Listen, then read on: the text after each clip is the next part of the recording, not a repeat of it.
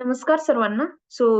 या व्हिडिओमध्ये आपण शिकणार आहोत, की डेटा सायन्स आणि डेटा एनालिटिक्स म्हणजे डेटा विश्लेषण यामध्ये फरक एक्झॅक्टली काय असतो?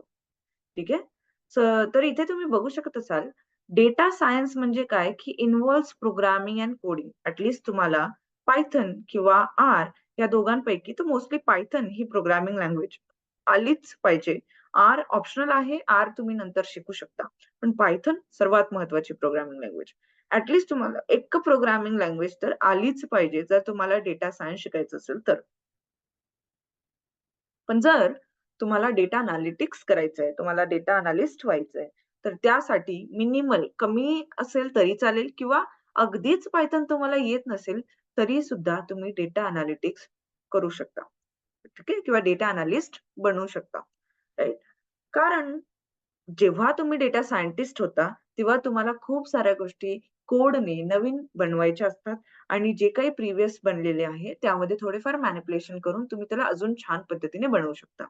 डेटा एनालिटिक्समध्ये तुम्ही जे काही प्रिव्हियस बनवलेलं आहे, त्यामध्ये यूज करून तुम्ही फक्त सांगणार आहात, की एक्झॅक्टली डेटा काय आहे. ठीक आहे? डेटा एनालिसिसमध्ये जे काही पास्टमध्ये घडलंय, त्या गोष्टी कशा पद्धतीने घडल्यात किंवा प्रेझेंटमध्ये जे काही घडतंय, ते का घडतंय? त्याचं रिझन पास्टमध्ये काय असू शकतं? हे अॅनलाईज करणं असतं. पण डेटा सायन्स म्हणजे तुम्ही भविष्यात काय घडू शकतं किंवा भविष्यात काय होण्याचे चान्सेस आहे, हे तुम्ही प्रेडिक्शन देऊ शकता. ठीक आहे? ह्या 2 गोष्टी झाल्या. पहिला डिफरन्स झाला डेटा सायन्स आणि डेटा एनालिटिक्समध्ये. दुसरा डिफरन्स जर म्हणाल, तर data science uses both structured and unstructured data. मी तुम्हाला सांगितलं, स्ट्रक्चर्ड डेटा म्हणजे टॅब्युलर फॉर्मॅटचा डेटा आणि अनस्ट्रक्चर्ड डेटा म्हणजे जो टॅब्युलर नसतो, तो म्हणतो images, videos, audios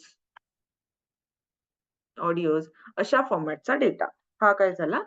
unstructured data झाला. डेटा सायन्समध्ये तुम्ही दोन्हीही डेटाचा यूज करू शकता.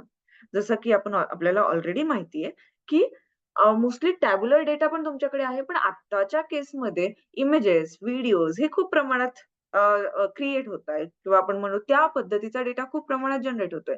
मग आता गरज अशी आहे, की ना फक्त टॅब्युलर डेटा तुम्हाला इमेजेस आणि व्हिडिओजवर पण अॅनलाईज करता आलं पाहिजे आणि त्यामधून पण प्रेडिक्शन देता आलं पाहिजे.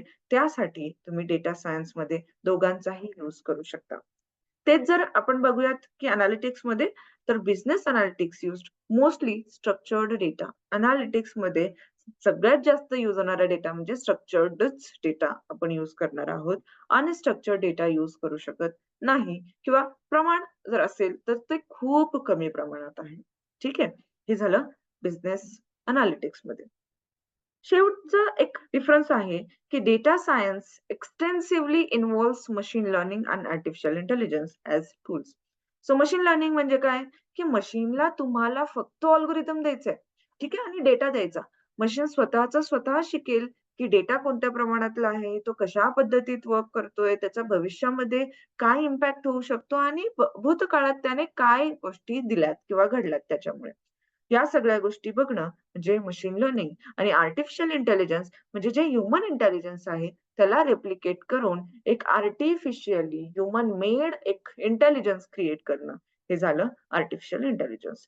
डेटा सायन्समध्ये मशीन लर्निंग आणि एआय या दोघांचा खूप जास्त प्रमाणात इन्व्हॉल्वमेंट आहे. पण जर तुम्ही डेटा एनालिटिक्समध्ये म्हणत असाल, तर डेटा एनालिटिक्स किंवा business analytics use traditional statistics at forecasting technique. तर स्टॅटिस्टिक्स म्हणजे सांख्यिकीय गोष्टी, ठीक आहे? आणि फोरकास्टिंग म्हणजे पूर्वानुमान. स्टॅटिस्टिक्स म्हणजे सिंपल आपण नंबर्स सोबत डील करण्यासाठी मॅथेमॅटिकल पद्धतीने किंवा गणितीय पद्धतीने जे काही कॅल्क्युलेशन्स करून प्रेडिक्शन देणार, ते झालं स्टॅटिस्टिकल वे. आणि फोरकास्टिंग म्हणजे मागच्या ज्या काही गोष्टींमध्ये जसे काही बदल घडत आहे, त्याच गोष्टीला पुढे आपण फ्युचर प्रेडिक्शनमध्ये आणणार, ह्या गोष्टी झाल्या फोरकास्टिंग. ठीक आहे? यासाठी तुम्हाला अजिबात कोडिंगची गरज लागत नाही. आय होप तुम्हाला डेटा सायन्स आणि डेटा अनालिटिक्स मधला फरक कळाला असेल. मी पुन्हा सांगते, डेटा सायन्स मोस्टली कशासाठी यूज होणार, तर फ्युचर प्रेडिक्ट करण्यासाठी यूज होणार आणि डेटा अनालिटिक्स हे कशासाठी यूज होणार आहे, तर पास्टमध्ये जो काही डेटा झालाय, तो डेटा कसा झालाय, त्यावर कोणत्या गोष्टीने इम्पॅक्ट केलंय, या सगळ्या गोष्टी अॅनलाईज करण्याचं काम डेटा अनालिटिक्स करेल. ठीक आहे? डेफिनेटली डेटा अनालिटिक्स पास्टचा डेटा अॅनलाईज करून थोडंफार फ्युचरही सांगेल. पण data science we can say की डेटा सायन्स जे आहे ते प्रोग्रामिंगचा यूज करून आणि मशीन्सचा यूज करून तुम्हाला प्रेडिक्शन्स करून देईल.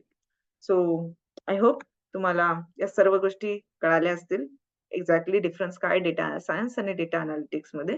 So thank you so much सर्वांना. अँड आपण इथे थांबूयात आणि भेटूयात पुढच्या व्हिडिओमध्ये.